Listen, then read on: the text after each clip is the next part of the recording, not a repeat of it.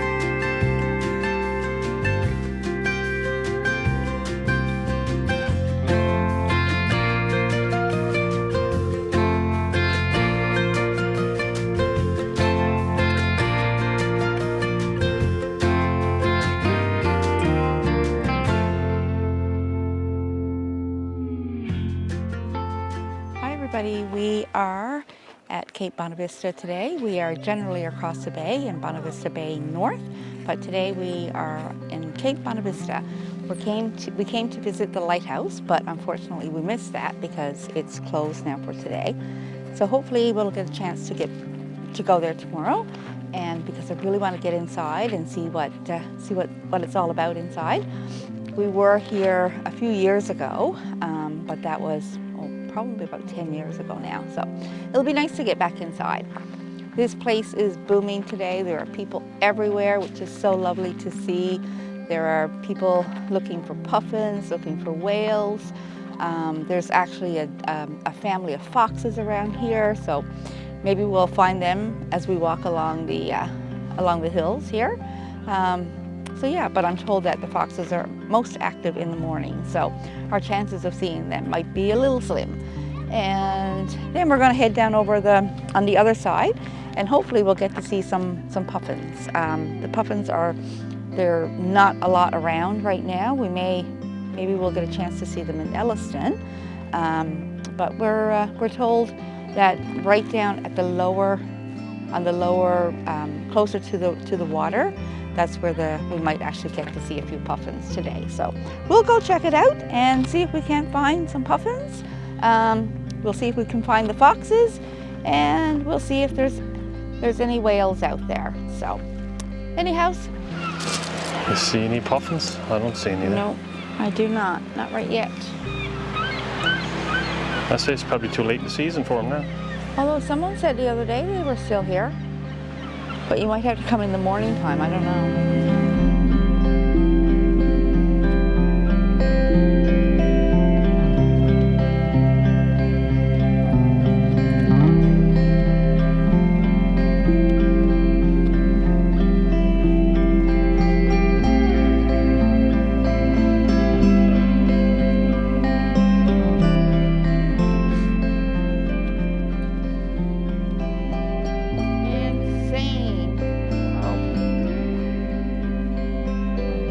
There's no thunder and lightning with it though?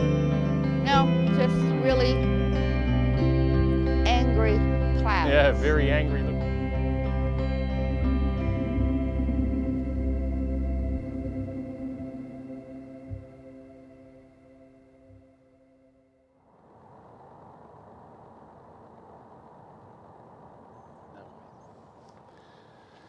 The dungeon.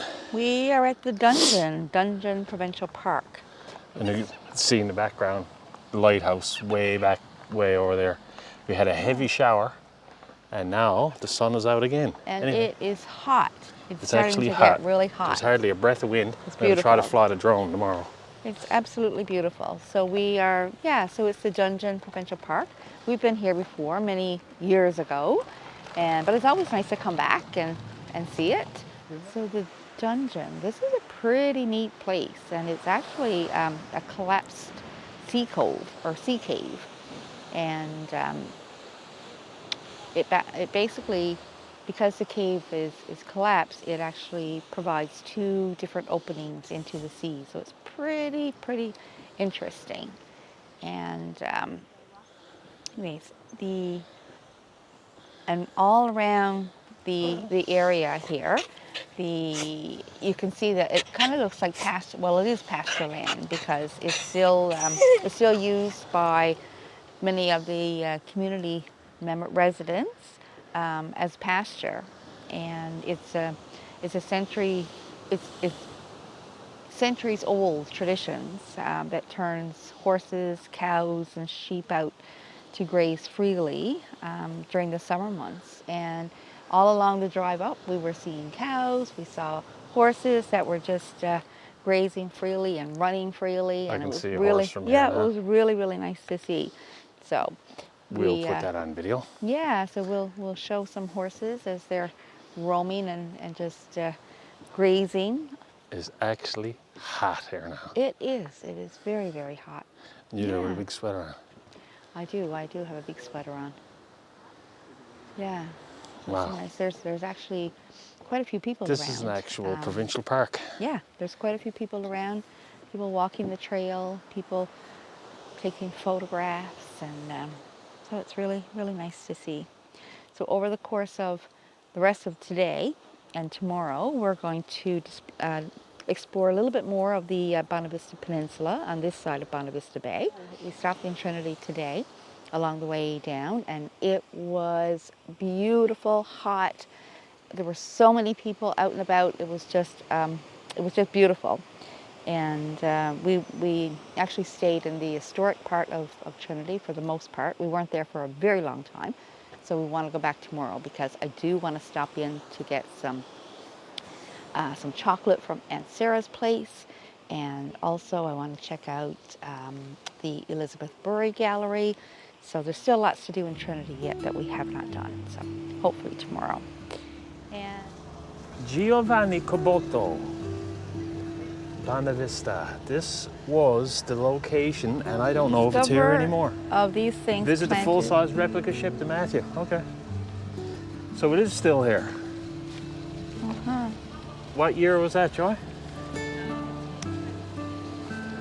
My God, I can't remember any of these dates. 1997. 1997, which is what, the 500th anniversary? I think so, something like that. She came across from England. Remember, it was in June, and I can remember watching the footage of when the Queen was here. Remember that? And it was actually snowing. It was snowing. In June. 500 years.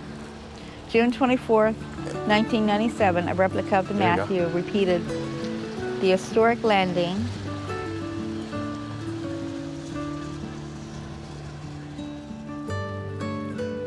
That's the Matthew Legacy Building. I was just talking to a lady that was there, that works there. She said, the boat is still there. What was that? What's he doing? I think he stepped into a bee or something.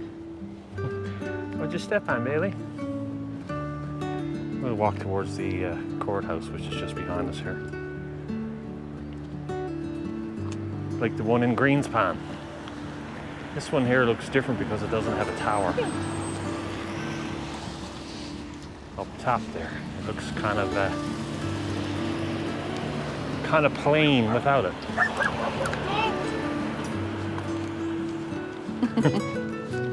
The last time we were here, we didn't get Let's cross over, Joy, while we can. A lot of traffic coming there. Bonavista Public Building Courthouse.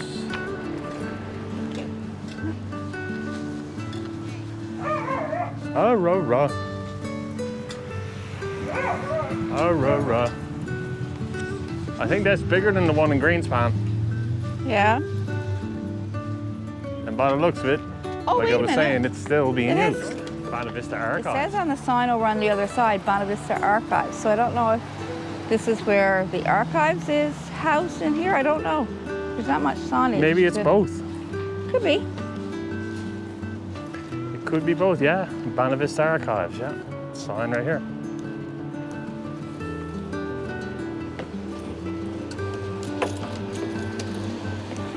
Is that bigger than the one in Greenspan? It looks to be. It is bigger, yeah. Well, you're right. It does look to be. I don't know for sure. Cannabis coffee. Now, I've never heard tell of that one.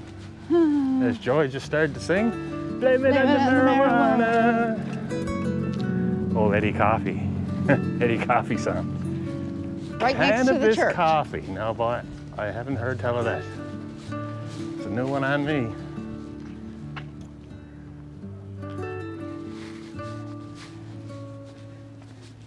You should trade Actually, in that coffee and get a cannabis coffee. there.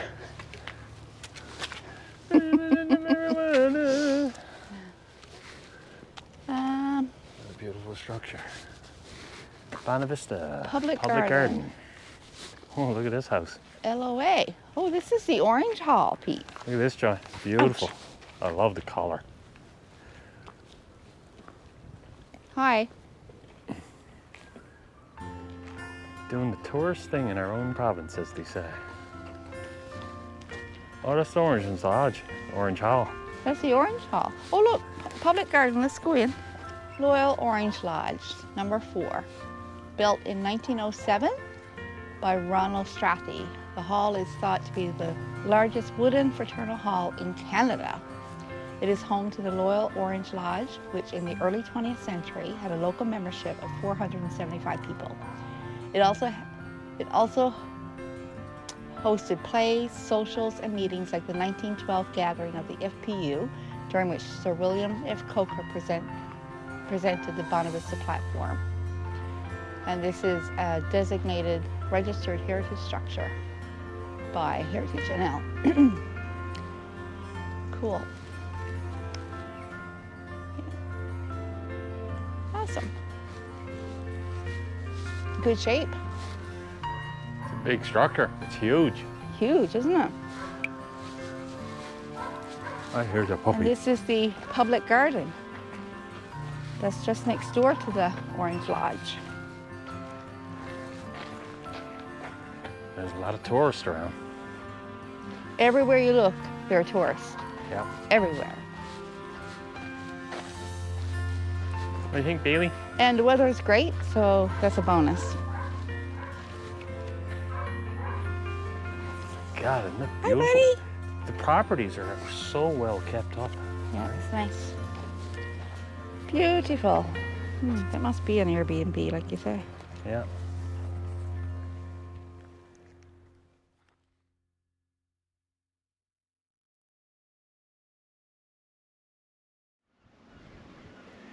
This is the view from our Airbnb. Island View B&B. There's 2. This cabin here is the gray one, and the yellow one over there, up across. But this is your morning view. You see how close we're parked. Blueberries right next to us. The blueberry bushes, I gotta show you this. Check this out, right next to the cabin. Look at that.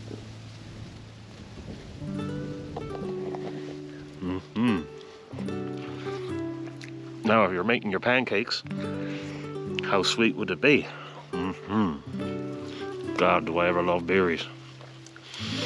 Anyway, our plans for today is, I Unfortunately, we got to go back to St. John's. We were booked for one night. Highly recommended. Highly, highly, highly recommended. To come here and stay in Elliston. And the only problem is just not long enough. You want a couple of days. We are in Elliston, about 15 minutes drive from Bonavista. Bonavista is back behind us. There's so much to see. You will see there on the video some of the things that we've done, some of the places that we've explored, and our plan today is exploring a bit more here of Elliston, getting some more video as well over in Bonavista. And on our way back, we're going to stop at Trinity again. We stopped there yesterday for about an hour and just got a little bit of footage. But there's just so much to see down here on the Bonavista Peninsula. Highly, highly, highly recommend. Again, look at this view right outside of our Airbnb. Yeah, when we were here, I can remember there was a bunch of iceberg ice, all broken up berg bits. And I can remember picking up right here on this little beach chunks of ice and brought it back to St. John's. I can remember brought it back home. I wish I could remember what year that was. I don't remember picking up the ice, but I remember it was the cold. trunk full. It was cold when we were here. The old Civic. For sure. Not as cold as what it was.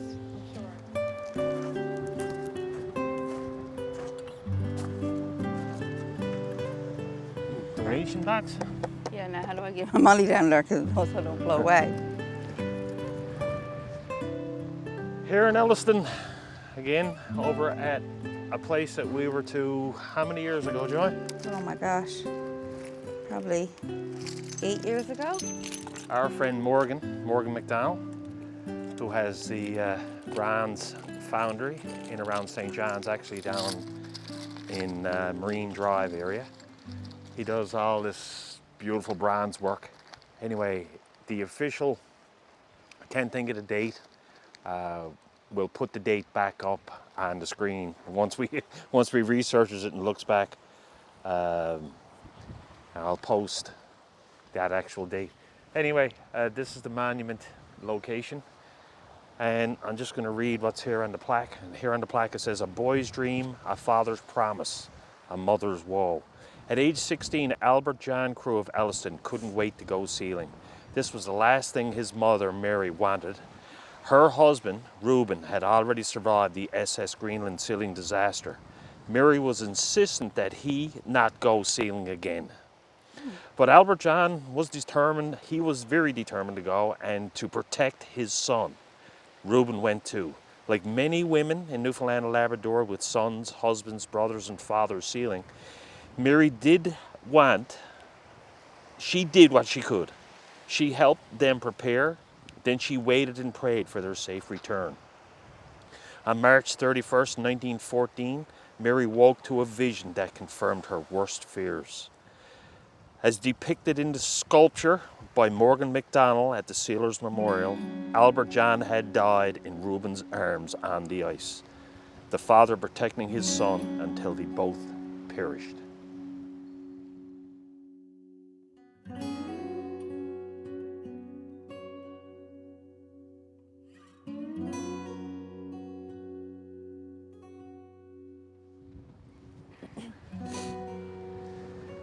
"2014, Joy. When? 2014. 14. Okay, I was thinking 2016, but This well, of course it would be 14 because I was thinking 2016 when we were here. Morgan put this in place. I can remember he was saying he brought it out on a flatbed and winched it Yeah. with the crane and put it in place. That would have been the 100th anniversary. That was what? Right? That was in like what month? That was, well, we came here in June. Yeah, in March, because it was the 100th anniversary, I think. Yeah, We'll have to confirm that. they when put we it go here up. in March and we came here in June. Yeah. Because I can remember how cold it was, like I was saying about the iceberg ice. Yeah. It was a father and son. Look at how realistic, look, the rope, everything I is. know. And that's how they were. They were winched. I can remember seeing pictures. They were actually winched off the boat in St. John's Harbour, froze solid, froze together. There's actual Yeah. pictures of it. I've seen it online. Yeah. What a story. What a What was it you were story. saying? Elliston had the most sealing disasters? No, People that passed away? That died on the ice? well, I think most of the people who were participated in that seal hunt that ended in that tragedy were from Elliston, and that's Death why on the ice. yeah, The and Southern Cross. that's why the memorial is here in Elliston. But we'll look at some of the names on the monument there in a minute, because they did come from all over Bonavista North area Bonavista North and and Bonavista probably South. beyond as well. Yeah, I know there were some names there from Greens Pond too. Yeah, and actually, if you go to Greens Pond, there's actually a sealing captain's lookout, so you can continue this story on your visit to Greens Pond, which is actually just across the bay in Bonavista Bay North. As you can see, Morgan McDowell, 2014. Look at the detail that Morgan did on this. As I was just mentioning, the rope, how real the rope looks. Just look at the cuffs and the mittens. Everything. It's a father and son, yeah.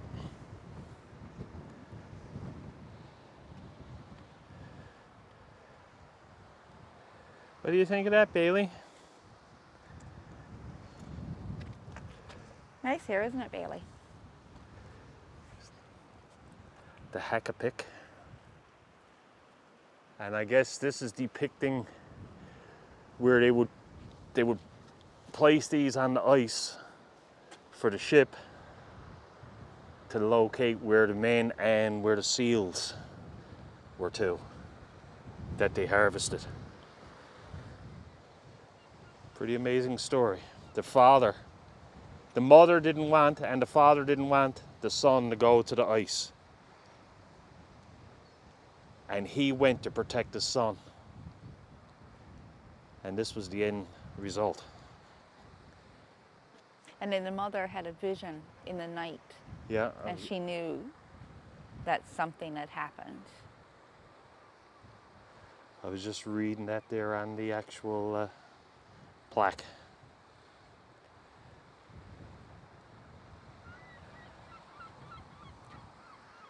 Glad we came back. We love Elliston.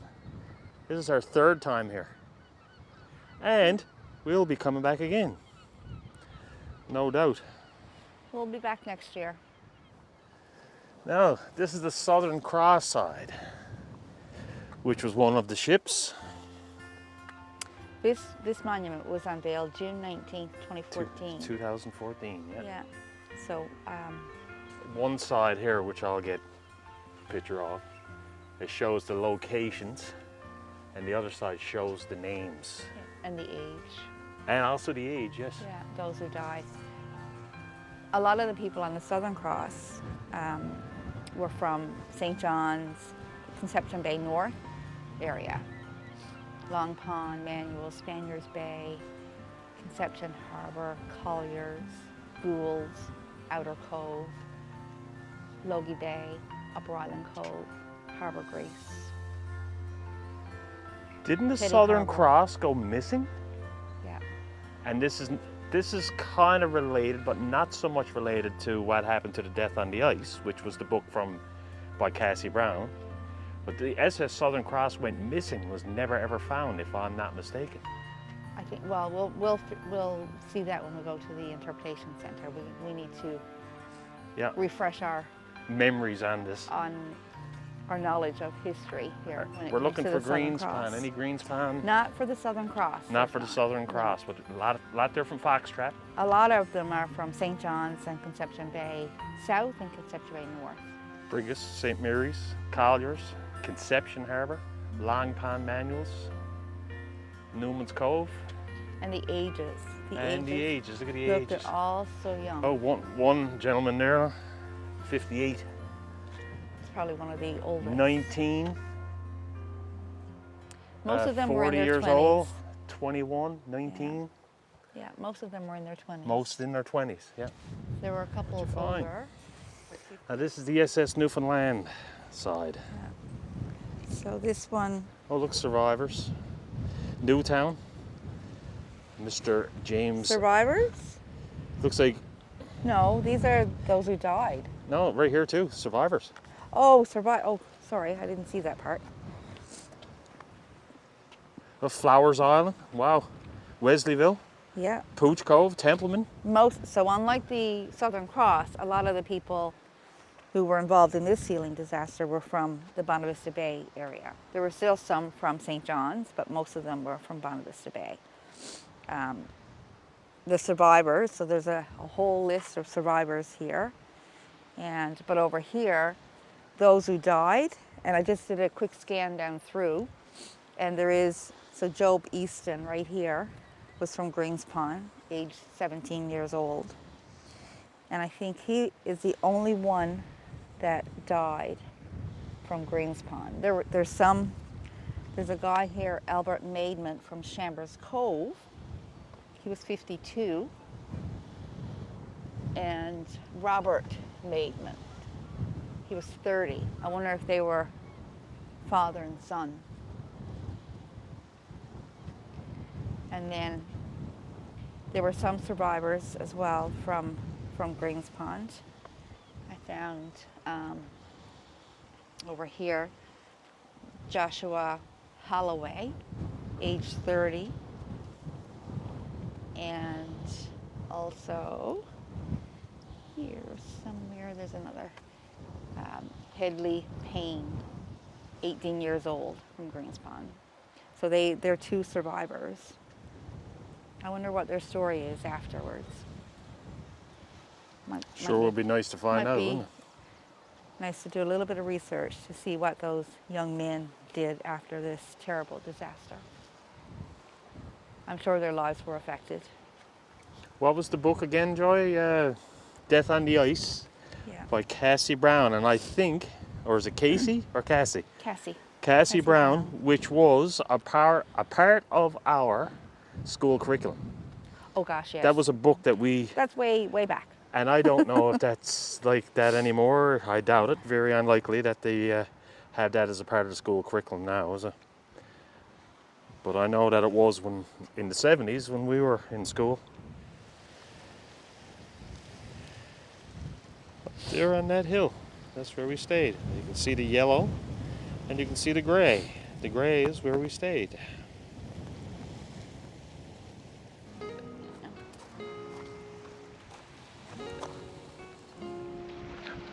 Right next to the Sailor's Monument, we just came across this little gem.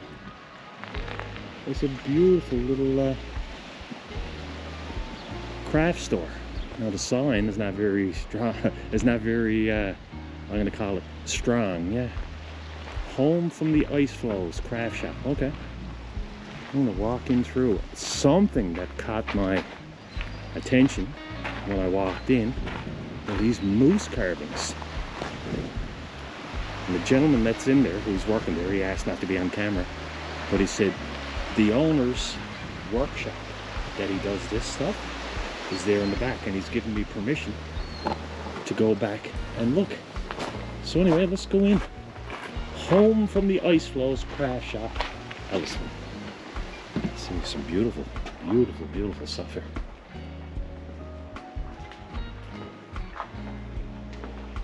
I have a question for you. Are there any, is it too late in the season now for the puffins here in the Isle? The season is dwindling. Yeah. Every day we'll come out in the peak of the season and see 2,000 puffins sometimes. Oh, okay. And right now this morning, if I saw 100, I think I didn't see more than that. Oh, wow, okay. There's just up around the corner from here, you could walk out and see the island, right? There's a little island right next to the side of the road there. Where you're not allowed to fly drones and you're not allowed to bring these guys, puppies. What'd you see, Joy? Oh my gosh, the workshop, you need to... Yeah, let's go over and... carvings I just mentioned the carving. Oh yeah, look at this. So sir, the owner does these carvings? There are 4 carvers represented in the shop. Oh, 4 carvers represented. And Okay. there's over 80 years of experience between just 2 of them. Wow. Clyde Drew comes from Conn River, St. Albans area. Okay. Mi'kmaq Carver, First Nations, he does the large racks. Yeah. Wilbur Hobbs is the owner of the shop. He does the small detail pieces. You can see there on the shelf. Wow. And he's highlighted in Down Home's May edition. Yeah, you mentioned the Down Home magazine. I gotta go over and take a look at that. Wow. Look at this. Clyde Drew, Wilbur Hobbs. That's the two names you just mentioned, right? Yes. And we have another, the two display cases by the cash register have other Elias Simiak from Maine, Labrador. Okay. Has the dancing bears on display there. Okay. Then there are some wooden decoys and two loons that are carved by a man named Bruce Monroe from Ottawa. Okay. Yeah. Oh, look. The small pieces. Wow. Wow, so we are in a little shop in Elliston, and it's owned by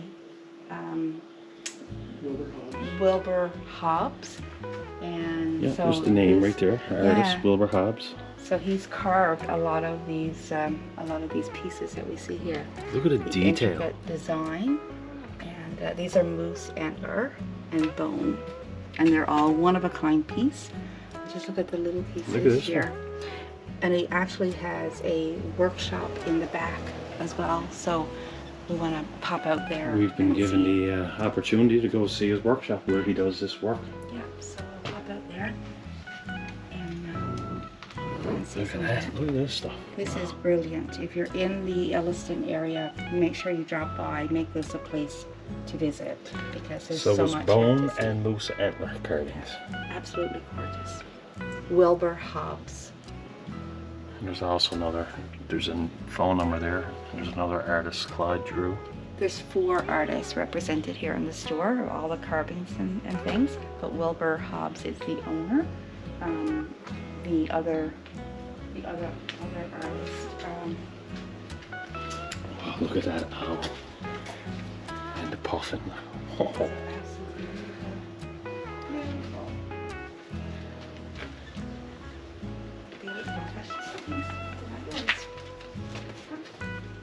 And also, it is a pet-friendly store, so which you don't see very often. You don't get a chance to bring your pets in. Probably checking out the stuff. Bailey's taking a liking to the puffins. And chain puffins and stuff too. Not every one of them. No.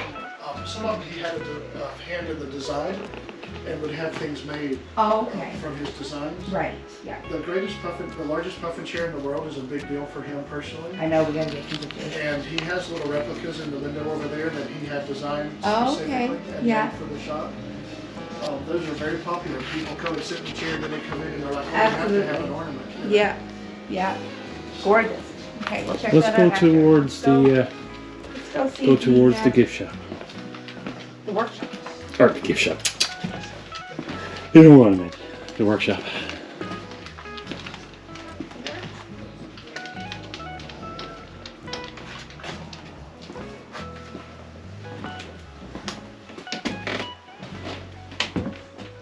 Oh, look, Christmas stuff from your fancy. Oh, wow. Here you go. Look at that. Oh my.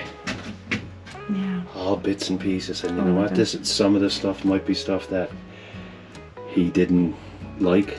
Maybe it was pieces that Broke while he was making them. oh my. And pieces that he's working on now, I'm sure. And pieces that he's working on. Yeah. All Dremel tools. Oh my God, I'm thinking of your father. I just thought of Dad, too. Goosebumps thinking of Joy's dad, my father-in-law. How he would be so intrigued by this. Now that would be the person that does this, the gentleman that does this, and your father. Now that wouldn't be a conversation, eh? Boy, oh boy, oh boy. These little pieces, all these little intricate little pieces.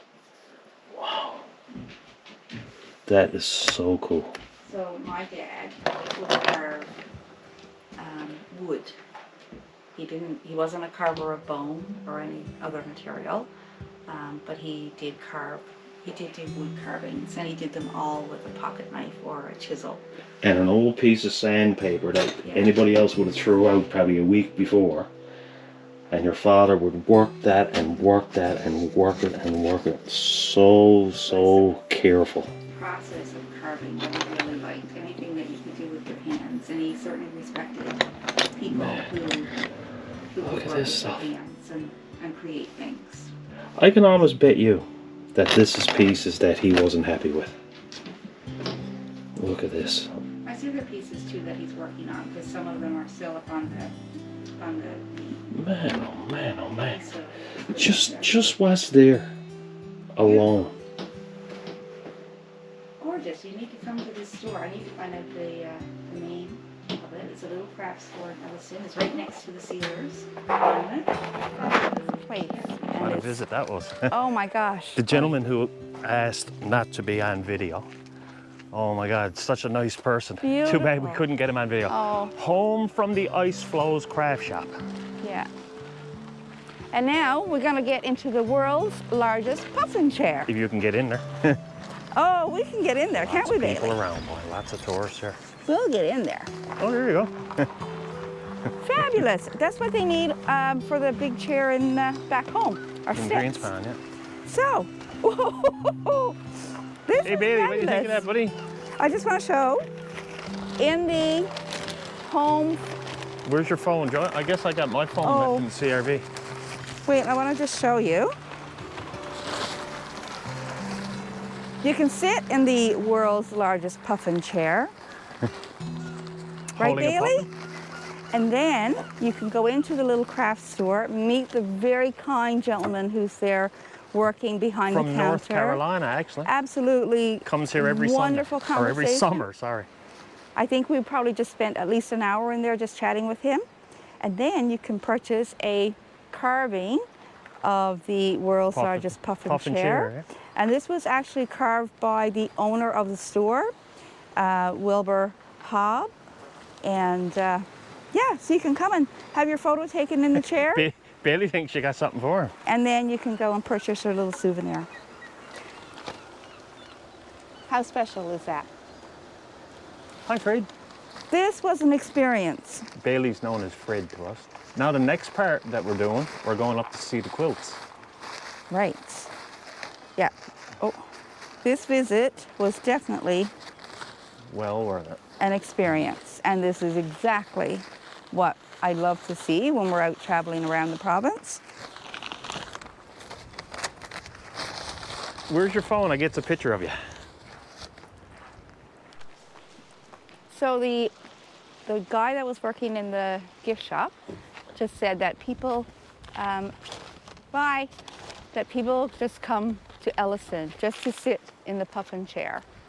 And the story of this gentleman, Wilbur Hobb, I think it's Hobb. Yeah, I took a picture of his story in the Down Home magazine, the May issue. And I'm excited to read it and to find out more about Yeah, find out some more information. find out more about the man About who him. owns this store.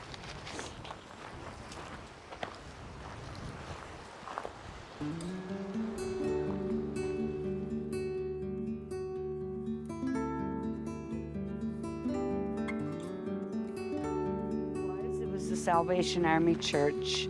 The Salvation Army Church here in Yes. Elliston. Yes, it is. And we are, and your name, ma'am? My name is Betty Lou Genge, Okay. and I work with Tourism Elliston. God love you for doing this. Thank you so much. It's my pleasure. Being a quilter, it's definitely my pleasure. So today we had, well, it was yesterday and today going yes, on, it is. right?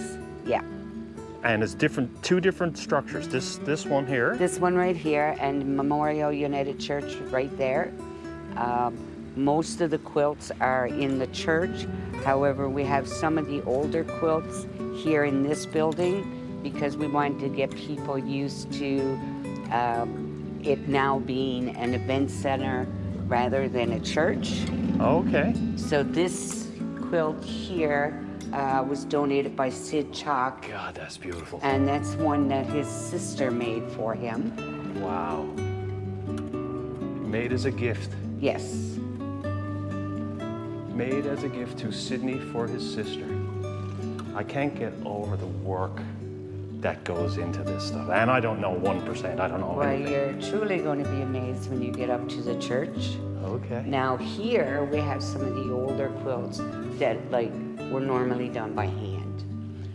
This one here is 25 years old. Done by hand. And Mrs. Seward did that for her daughter for their wedding gift. And they just celebrated their 25th anniversary.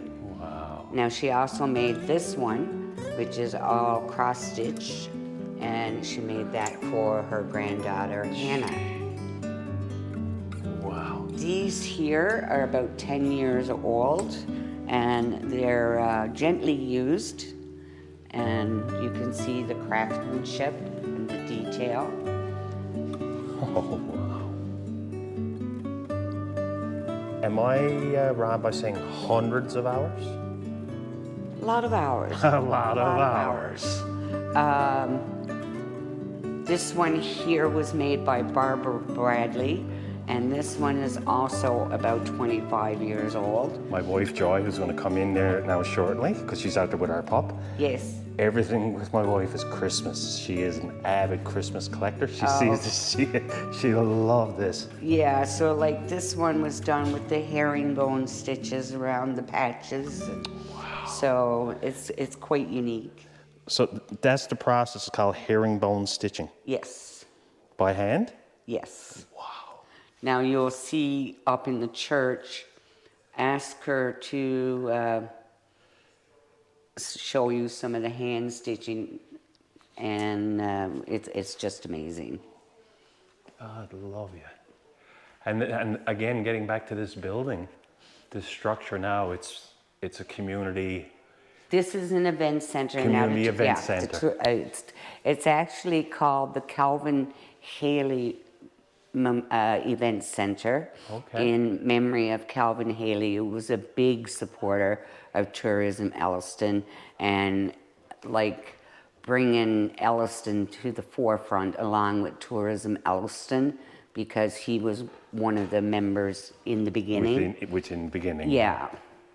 Well, thank you so much. How many people did you get through yesterday? I guess Yesterday a good few. we got 52 people Excellent. through, and we're hoping to do as well today. And it being the first one ever on the peninsula, so maybe next year we'll be a little bit bigger. It's an absolutely beautiful idea, and again, thank you for doing this. And I'm going to go up to the other center, which is right there and right next to us. Yes, Thank and you up very there much again. you will meet Wanda Bryan. Okay. And she is a member of our Elliston Craft Association, and along with her is Mila Shanks. Okay. So they will help you up there. Two at the second location. And we are in which We building? are in the Memorial United Church in Elliston. Which is just up from the other, across from where we were just to. It is. Okay. So And here you'll find so much exquisite work. All the quilts in the center are for sale, but the rest on both sides are for display only. okay, showing the This beautiful back one craft work. here is not for sale, it's for display. Okay. Wow. Halloween quilt. Wow. The work that goes into a quilt is hours and hours. And people find it hard to appreciate the work and how the cost relates to it.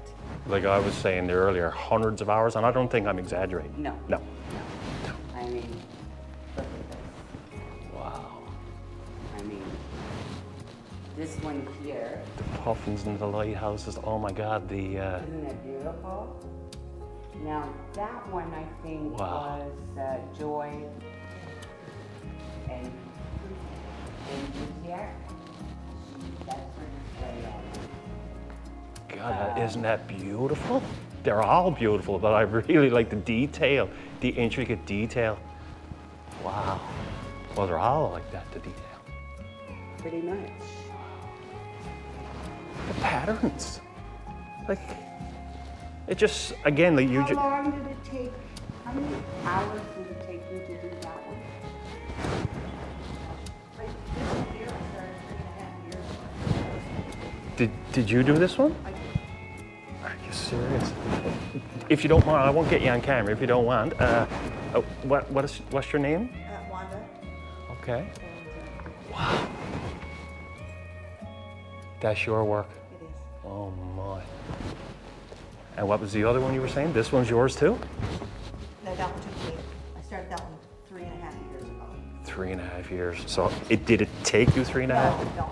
Because it's so much. It's on the bias and it's on paper piece. So I like to do other projects in between that I can see instant gratification and not. Yeah.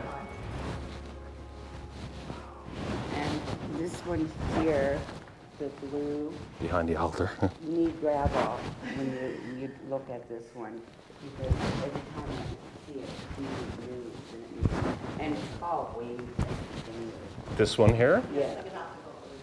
It's an optical illusion, and every time I look at it, it's moving. Wow. And that one was done by Dallas Butler. Okay. How many do you think is here altogether? Did you make a count? 74. 74. And plus there's how many down below? There was There was a dozen? 7. 7 down below, okay. 7, yeah. There's only about how many women's work here? 14 maybe? 14 women's work. So as you were saying, these are the ones that were for sale, or are for sale. And these ones here are ones that are on display. And Rowena just walked in, and she's... Hi, Rowena. Nice to meet you. She's one of our quilters that has some work in New York. It's the yellow and black one over there is yours. Oh, And my personal favorite of Rowena's is this one. absolutely beautiful. This one is Dr. Phil. Oh, nice. Yeah, that's my personal favorite of Rowena. Oh yes, there's art quilts up there. Okay.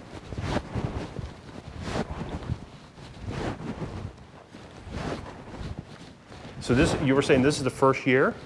Yes, this is Excellent. the first year for our exhibit. So this here is like about 500 little pieces cut out individually and then sewn on. Oh my God. And then there's Gee, each little piece. flower petals. Must be hundreds and hundreds, is it? That's your work? It's her work. Good on you. That piece itself, how much time, because this is what we're talking about, how much work, and we know that the amount of work takes a lot of time. How long do you think that it took you to do that one? Oh, weeks. Weeks and weeks. And that's what, say like 6-7 hours a day? Give or take, if you don't sit. No, it was impossible to sit there by hour. Especially when you're working like full time and stuff. Yeah, so yeah. You just fit it in between, but weeks and weeks.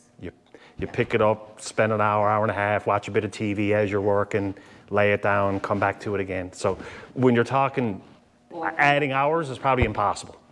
Yeah. Can't watch TV when I'm quilting. Oh, I do. No, I can't. Bit of music on in the background, a cup of coffee or Music I can a do cup of that. tea. It's beautiful. Yeah. Again, I'm just absolutely blown away by the work that's here, how beautiful everything is. The colors, it's, wow. I keep saying wow over and over because I'm just at a loss for words. And different ideas, like say like Christmas ones. I've seen there was a Halloween one back here. Yeah. Oh, different ideas, different inspiration. When you start to get a bit stale on it, call your friend. I don't know if I'm going to continue this. Yes, you will. Oh, you know, yeah. We get together every Monday as a Okay. Get together.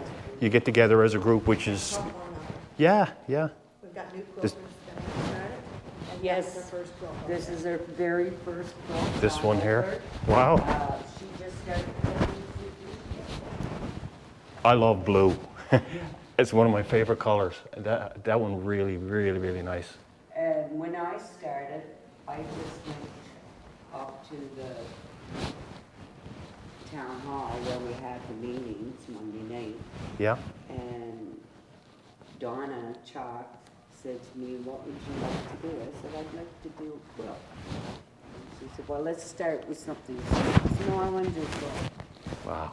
But anyway, I did my quilt, and I've been quilting ever since. My quilt is still on the bed because it's too many mistakes. But each quilt I get a little better. Wow. Look at it. Well, thank you once again. You're My welcome. wife wants to come in now, and we got our pup out in the CRV there.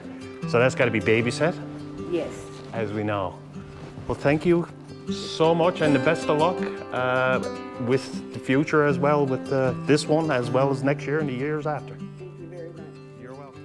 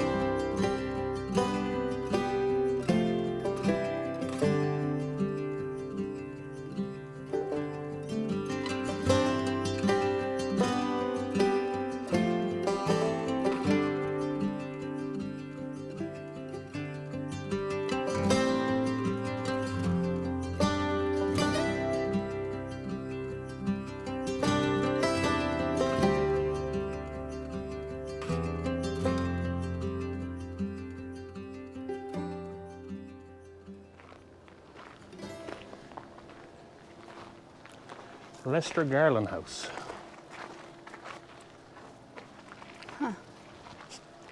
Gift shop, Trinity Historical Society. Hey, Billy. Here, look. Hang on. Welcome to the historic town of Trinity. Please come in to purchase your Trinity Experience Pass for admission to the following historic sites: Lester Garland House, Cooperage Visitor Centre, Lester Garland Mercantile Premises, Ryan Shop, Green Family Forge, Hiscock House, Trinity Museum, and Fort Point Lighthouse. That's cool. Fort Point Lighthouse. We can actually go there? I guess you can probably drive there. So Bailey, what do you think of Trinity? Isn't that beautiful? Well, Lots of tourists around. Two large tour buses here, Atlantic Tours, and I don't know if the other one is Parsons ahead of it. Nice walkway. It almost looks like it'd be a rail bed. it does, doesn't it? Going up through. All right, so we are down in the heart of Trinity, and we just poked our head into the Green Family Forge that's been there since I think he said 1875. Beautiful inside. We just don't have time right now to pop in Huge, there, yeah. but it's You can buy tickets to go into the places, but it's $23. $23 to go to 6 or 7 places, but we don't have time to go to all of them. Yeah, it's a great. I mean, it's a great deal. Great investment, but Yeah, tickets are. I mean, that's pretty inexpensive. $23, and you get to to see go all to of like these places. 5 or 6 or 7 places, I Yeah. don't even know how many is there. Just, what the we're number just is. short on time, and we just can't do it. So, anyhow, Hello. but next year we will. Thank Oh, you. thank you. Bailey says thank you too. He's a golden doodle. It's a courthouse, Oh wow. Looks jail, and general building. looks very familiar. Wow, that is gorgeous. Courthouse. Is it the same builders as Greenspan? I don't know. We're going to have to find out. Oh, yes, it is. William Henry Churchill, it is too. William The Henry building, Churchill. Sunset Tower. This building with Mansard this- roof is constructed the same design as a series of contemporary Newfoundland courthouses. Absolutely. Sir Richard Whitburn first visited Trinity in 1579. A court of why can't I say that? Admiralty. Admiralty. Oh my God. Admiralty was held here in Trinity in 1615, presided over by Sir Richard Whitburn. This was the first such court held in North America. Wow, that's very interesting. The first court ever held in North America was here, 1615. Very cool. Very, very cool. What's this? Trinity Historical Walking Tours. Oh yeah, I tried to call about this, but they didn't do tours on Sundays. So, Monday to Saturday, Yeah. 10 a.m., rain or shine. yeah, I called, and because I was really hoping that we would do it today. But when I called about it, it's only Monday to Saturday, and it's 10 o'clock in the morning. So even yesterday, we didn't make it here in we time. wouldn't have been here. But that courthouse is beautiful. Something smells some good here. It does smell delicious here. Talk about the walking tour again. So the walking tour, as we said, we missed it because it's Monday to Saturday, 10 o'clock. But I love the directions. Follow the path to the cove. No reservation, of course, needed. Meet at At the White Shed. Only in Newfoundland would you get directions like that. That's too funny. White Shed. Too funny. I'm trying to find the White Shed. Yeah. All right. Haha. Oh, I think I think we found it, Bailey. the spot you're looking for. We're going to have to go back to the car because it's going to melt. I'll do it on our way back. Chocolate shop. Aunt Sarah's chocolate. Aunt Sarah's chocolate. So if you're Newfoundland. in Trinity, this is a must. There's a lot of places, retail outlets, where you can actually buy Aunt Sarah's chocolate, but there's nothing like coming to the actual store. And because there's always so much more that you can get in the store than what's sold at retail outlets. So be sure to check that out if you're in Trinity.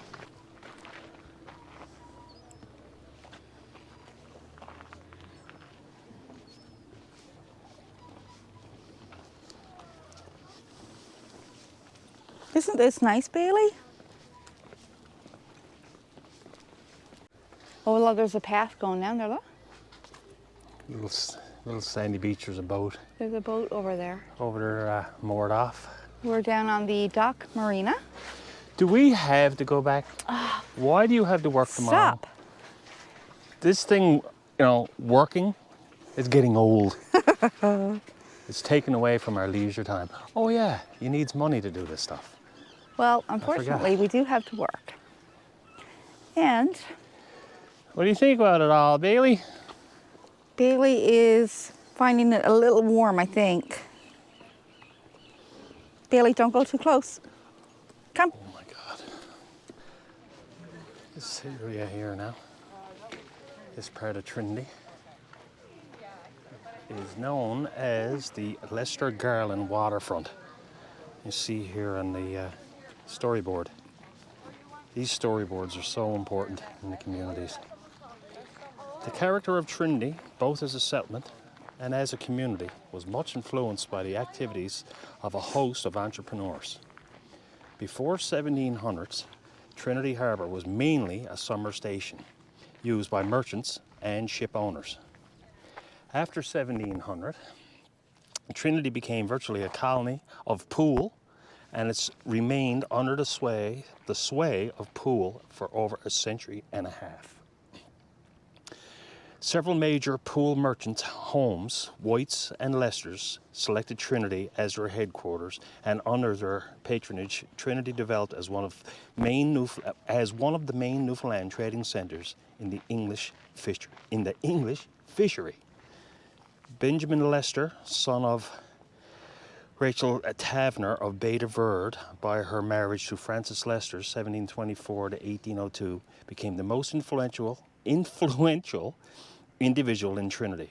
Towards the end of the 18th century, he was the most powerful and wealthiest merchant in Newfoundland trading, and both in England and in Newfoundland. Until 1776, Leicester spent his summers in Trinity and occasionally overwintered. He married Susanna, the daughter of Jacob Taverner, a pioneer planter of Trinity. Benjamin's children, a son of 4 daughters, and were born in Newfoundland, but later taken to Poole for education and upbringing. At his death, Benjamin Leicester owned the largest mercantile establishment and trade in Newfoundland. He was also unquestionably the largest property owner in Newfoundland and acquired a considerable part of Poole owning property and dwellings throughout the town. In Trinity Harbour alone, he owned 5 plantations or fishing rooms and 23 dwelling homes. Leicester built much of Trinity. He bought out many of the immigrants who settled not only in Trinity, but in Trinity Bay and along the northeast coast. Shortly after Leicester's death, the whole of his estate was acquired, inherited and bought by his son-in-law, George Garland.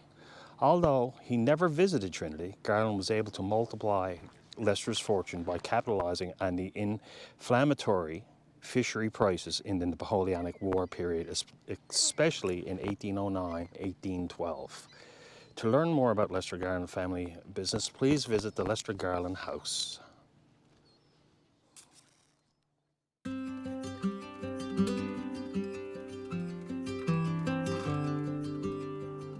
Hey everybody, we are just about done with our little excursion around the bay.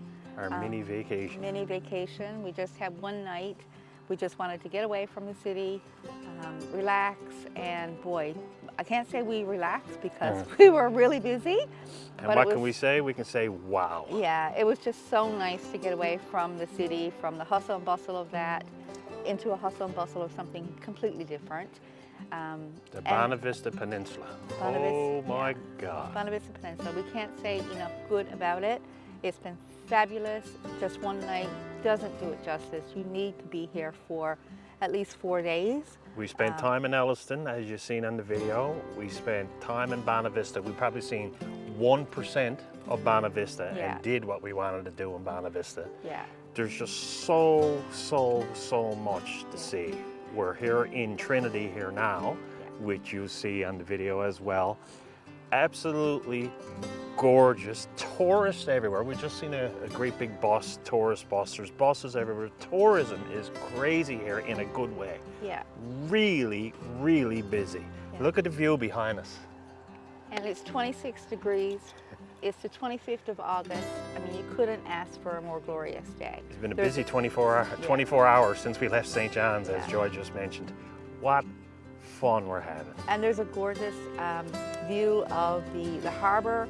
There's a sailboat on the harbor. You'll see that in just a moment. One of the things we didn't get to do, of course, on this trip is hiking. We love to walk. We love to take the dog on the trails. And of course, this time, there wasn't enough time to do any of that with just the one night. So our plan is for next summer, as my poor old grandmother used to say, if the good Lord spares us, spares me and Joy and poor old Bailey. Bailey's here somewhere right under Joy, of course. They're at a shot. But our plan is to come back next year and book a minimum of 3 nights. There's so many places that we never seen. We just drove up through. Yeah. What's name of something? Champneys. Champneys West, yeah. Apparently is gorgeous. It has an aquarium there. Port Union, the only Union town in the province. We didn't get to go there. Port Rexton with the brewery, we didn't go there. Little Catalina, or Catalina. None of these places we were able to get to this time. So that's not including what's further up the coast. We just left from Bonavista and we're heading our way towards Clarenville, coming off the Bonavista Peninsula. So we're probably halfway up. We're on the Trinity Bay side. Yeah. Trinity, of course, which we're to. Yeah. So there's a lot of places we didn't get to go, but make sure you put them on your bucket list because I'm sure they're just as beautiful as anything else that we've seen. All of Bonavista Bay. Yeah. Both sides. Bonavista North down through Gambo, Hare Bay, Trinity, Centerville, Wareham, Lumsden North Beach, all that area. Bonavista Bay, I guess is what we're doing. We're promoting and plugging tourism for Bonavista Bay itself. Yeah. Hope you enjoyed our video, this very quick look of Bonavista South, Bonavista, Trinity, and Elliston. And like and subscribe to our videos, and we'll have more videos up soon. We'll see you next time. See you next time. Thank you very much.